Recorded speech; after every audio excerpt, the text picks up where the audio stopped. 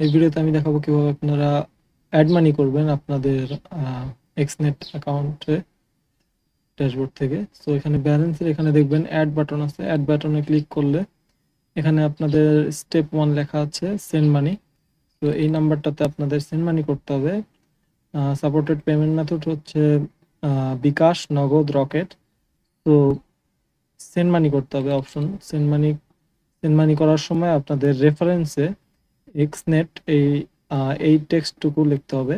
এক্সনেট এটা আপনি ছোট হাতেরও লিখতে পারেন, বড় হাতেরও লিখতে পারেন, সেটা বিষয় না, কিন্তু এটা লিখতে হবে।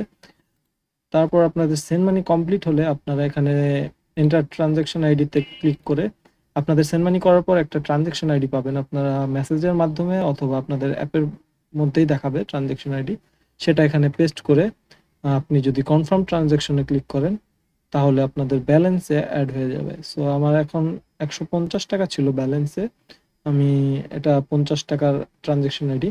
সো এখানে কনফার্ম ট্রানজাকশনে দিলে আরো 50 টাকা অ্যাড হয়ে গেল, ব্যালেন্স এখন 200 টাকা।